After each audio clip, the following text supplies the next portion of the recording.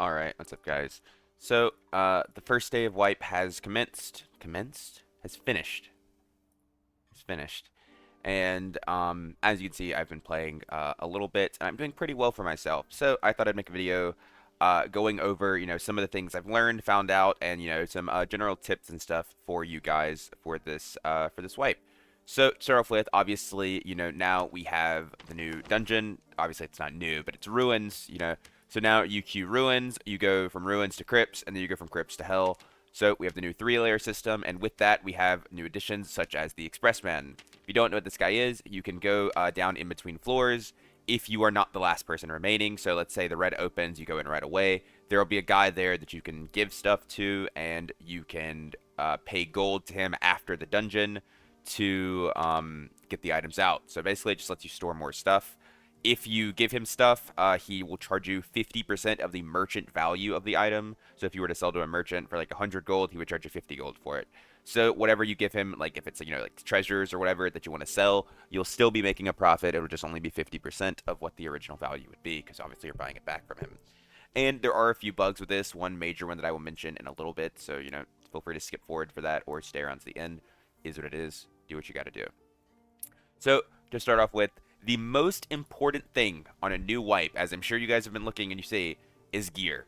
Getting good gear is the most important thing, and there are several different ways you can do this. One of them, if you're brand new and you don't have much gold, is rolling on Goblin Merchant, because Goblin Merchant, sometimes you roll and boom, you get some really good stuff, or you get stuff like this. It's not very good.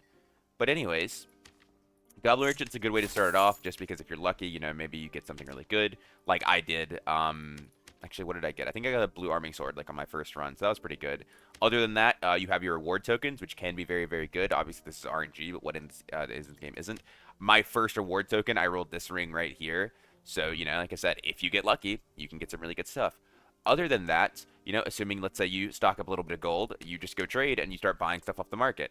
And you don't have to buy anything crazy, but as you can see, like, let's like you see these boots, like these are fizz damage boots, purple, these are 100 gold. You can get kitted out in, full purple gear for literally what, less than 1,000 gold, and just having that alone, I mean, this is kind of 300 gold, but just having like a kit of full purple gear alone is insane. Like even this right here, 3 max health, 2 will, 2 onsatted, 350 gold. Steal.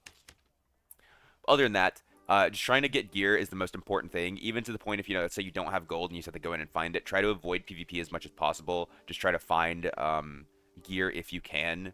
Go to the hotspots on the map. And with that being said, I do have a map of ruins right here. So, as you can see, actually, I guess you probably, I don't know if you could, can you see my, I don't know if you, I'm assuming you can see my cursor. But this is the new map in ruins. It's updated. Obviously, if you want to go in here and see the map, I've linked this before. It's just the Dark and Darker wiki. So you can go in here and see the map. You can look for things like, certain chests, whatever you want to do. But I'm not really going to show that right now. I'm just going to cover a couple points of interest. So, just for starters, we have obviously the very middle of the map right here. This is a very good spot for a few reasons. One, because down below there will either always be a golem or a worm. The golem drops ore. It could be ruby, silver, cobalt, copper, gold, any of that. And the worm has a chance to drop the old rusty key. Obviously, the old rusty key is valuable because it's a key and you can open the door, which is under here. On like, you drop down into this crypt, this like crevasse or whatever you want to call it. Go under here, and there's a door over here that you can open. Actually, I guess I could show it on the map really quick. Yeah, you see the treasure hoard is right here. The door is like right here underneath, and then in here there is a treasure hoard. Actually, wait, that's weird because that's not updated, I don't think, because there is a treasure. The treasure hoard's like over here somewhere, but this is probably the one for the new boss, unless it's not implemented yet. But anyways, yeah, so that's pretty good. Golems are really nice to kill for ore because a stack of like ruby or gold is like 300 gold. Plus, it'll just go up even more. There's a golem here, there's a golem here, and there's one somewhere else on the map. Other than that, there's just spots you can mine in here, like ruby, silver. And then there's always a big chest over here, gold chest, lion's head, one of the two. And then the mini boss itself will drop pretty good gear. Other than that, you have the new boss in this module right here. This one up here with the two towers. It's the Spectral Knight. If you kill it, there's like a loot hoard after. The boss drops good stuff. Not a super hard boss, but that is what that is. And other than that, there's a lot of modules around that have really, really good loot. Like this module up here, very, very easy to clear. Not a lot of mobs in it, and it has one big chest on top, and there's like you can go down back here if you pull a lever behind it, and there's another big chest down there. Same with a lot of other areas. So the main things you want to look out for in this map are just where to fight and where not to fight. And that just kind of comes down to the comp you're playing. But some of the best places to fight that I've seen are these kind of like modules up here in the top right, because you don't really get third party much up here, and it's really easy to outplay people because you have a lot of things like cover, you have high ground, you have all of these other things that you can maximize your skill in here and limit the RNG factors of a fight. So moving on from that, let me hide the window. Boom. All right, moving on from that, we have investing, which is obviously one of the most important things in early wipe. And one of the best things to invest in usually is going to be things like ore or just crafting materials in general. So, let's look at gold ore. So right now, gold ore is 230 per stack, 46 a piece. And the thing is gold ore easier to get now because it drops from golems? Yes.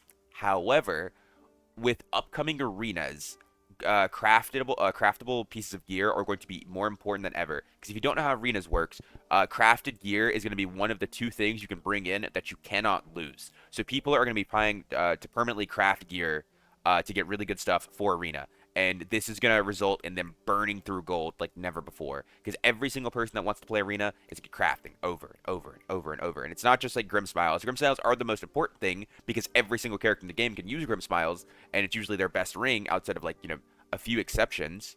But you have things like golden armor, the gold leather, gold plate, gold cloth. All of those are also going to be insanely good because it's guaranteed giving you a high rarity piece of gear that you get to roll. And like, yes, you could find the dungeon, but finding a piece of gear in the dungeon is a lot harder because you're guaranteed at least one piece every 30 minutes. And if you're crafting, a full kit, which most people will be, then you're crafting what?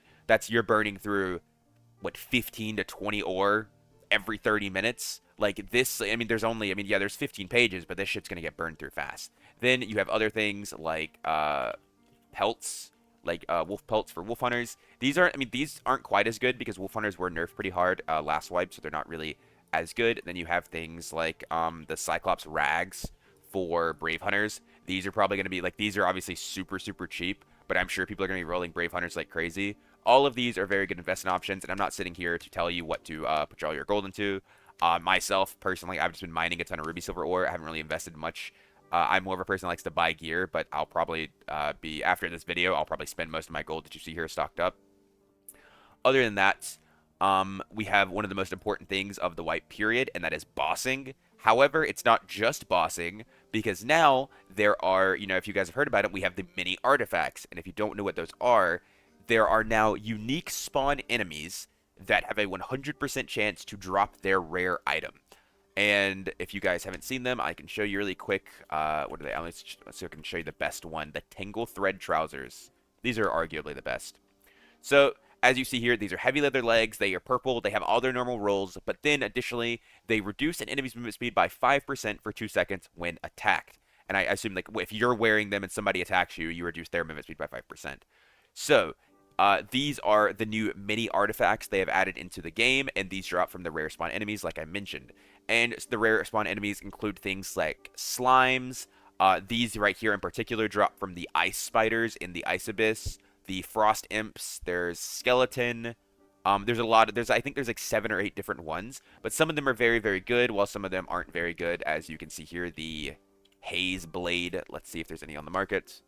There are plenty. And hitting a target inflicts a 3-second drunken state, and it's a rondel dagger. So obviously, this is not very good. And as you see, there are a lot of them on the market. So some of them are a lot better than others. However, the really, really good part about these is if you get them, you can bring them into arenas. Because if you don't know about arenas, arenas will be you will not be able to bring in unique items. I don't know if that's just artifacts or unique rarity gear in general, but you will not be able to bring in unique items, is what they've said. And as you can see, these are only purple, so you will be able to bring in these. And then let's see if we can find the where are these at? Stillman boots. Are these on the market? No, there are none. But some of these pieces will be really good. And if you are able to actually get them, let's go one more. Let's go Thorn Shield. Just gonna click through a couple of them. And if you're able to actually, get these, have them drop by you and bring them into the raid, it'll be really, really good. But other than that, so getting onto the rare spawns themselves, how do they work? Well, depending on the specific enemy, like the Thorn Shield, for example, I believe drops from living armors. I think, I could be wrong on that because I'm not 100% sure. But like the Thorn Shield, let's say it drops from living armor. Each living armor will have a 1 in 1,000 chance to be the rare spawn enemy. And if they are the rare spawn, they will have a 100% drop chance of their item. So any slime you see, I think the slime has bones in it or something is how it looks. If you see that and you kill it, it will always drop the haze blade every single time. And then other than that, like I said, spider, imp, living armor. There's a bunch of other things that can drop them. So if you see them, that's really really cool. Because some of them have really really good effects. Like I showed you, tangle threads are probably the best. The spell plunder rod is also very good, and the stoneman boots are very good too. But the haze blade, cool, but it's not very good. And then moving on to the next point, questing. So a lot of people ask me like, hey, is it really good to push quests? And as you can see, I have done a decent amount of my quests. I'm not really finished on them yet though. And I will say, so this isn't just going to be for now. This is going to kind of like go into the future of questing. Some of the best quests to finish are going to be things that you want to do. Because buyable crafted gear is not going to be that good this wipe. So you're not going to make a fortune off of crafted gear. I mean, you can make money, obviously, because there's always going to be people buying gear. However, most people are going to be trying to craft themselves. So my recommendation is to finish the crafters that you want gear for. Primarily the Alchemist. Alchemist has Grim Smiles, like I mentioned before, one of the best pieces for anyone. If you're a plate wearer, so you're a fighter, Armorer and Leathersmith are your best friends. If you're like a cloth wearer, Tailor and Leathersmith, you can obviously always also craft the weapons and everything like that. Weapons are going to be really good for Arena too.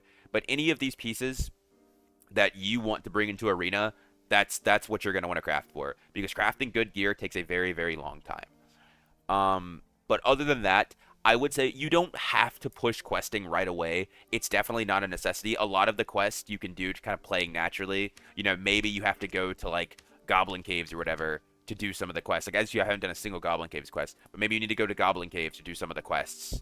But other than that, it's not really that important. And like I said, most of the time you will finish them by just playing naturally. If you see there's something that you haven't done that you really want to get finished, like let's say I really want to do the collector quest because as previous wipes have shown, the goblin merchant, the collector, and the tavern master always end up having a cosmetic. Other than that, they don't have like a really big reward at the end, like unlocking crafts. The tavern master has a stash tab, but other than that, they don't have like some crazy reward at the end. So if you want to, you want to be on top of your cosmetic quest, make sure you do those 3 characters quests, and the others, like I mentioned, are just craftables.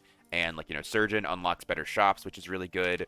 Same with the Alchemist, but Alchemist you're doing anyways. And with that, that's kind of like it on questing. Questing is super important at the beginning of the wipe. As we get into the next few weeks and unlocking better craftables, also quick intermission. So if you want better squire gear, what you have to do is you have to do like, let's say you want long swords, or you want a better long sword. To get that, you have to do the weaponsmith quest. Obviously we don't have them out yet, so that's how it works. Squire gets upgraded as you finish the quest for that vendor. So if you want plate armor, you have to do armor quest. If you want leather armor, leather, weaponsmith, and so on and so forth. But yeah, moving on. And this is like something I've mentioned before that's not, super crazy. Where's it at? Skip class change. So the best thing to do to maximize your efficiency when it comes to, using storage is use other characters for storage. As you see here, I'm using, I have this character already half filled with questing items, and then I keep, this character over here filled with armor. Just use your other characters for storage. Even if you want to play them later, you can always go back and free them up. But this will make it so you don't have to spend gold on stash tabs. Because, like, yeah, you could, I'll probably buy, like, the first stash tab just because it's convenient. But for the most part, you really don't need to buy, like, 3 or 4 stash tabs at the beginning of the wipe. It's just not necessary. It's pretty much a waste of gold, so there's just no real reason to do it. And with that being said, I will get into the last thing that I want to talk about, and that is one really, really big bug. So, the Expressman. He has a very, very major bug with him right now that is very, very easy to get fucked over by, and I'm sure it honestly most of you probably have, and you might not even have noticed it. So if you kill an enemy player, and I don't know if it's specific looted state or not, but if you kill an enemy player and you put their gear in the Dungeon Expressman, sometimes what will happen is it will disappear from here and it will go back to them through their Goblin Merchant. I don't know why. I don't, but I know it has happened. It has happened to me on multiple occasions. So with that being said, if you kill any people, do not put their gear in here. If you really want it, do not put their gear in the Expressman. I've already lost a legendary falchion like that, and I've lost a lot of other gear because I did it without realizing it. Someone mentioned it to me, and I finally thought about it. Iron Mace knows about this. I sent it in. They said they're working on it, so it's probably fixed relatively soon. But yeah, just be very, very careful with the Expressman. Everything else, as for sellables, anything like that, anything you find perfectly fine and never had any issues. Sometimes he takes like a few minutes to update when you come out of the dungeon. Also, that's one other thing. Make sure you clear this guy out.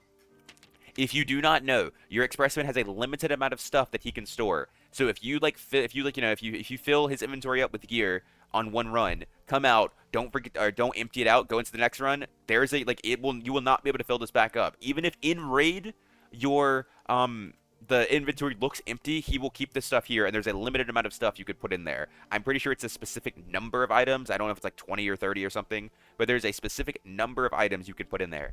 And when you hit that limit, it doesn't matter if you're in a new raid or not. If this is not cleared out, you will not be able to put anything new in there. And with that being said, that's probably going to wrap it up for me for now. Appreciate you guys for watching, and good luck on your wipe. Hope you guys have fun. Peace.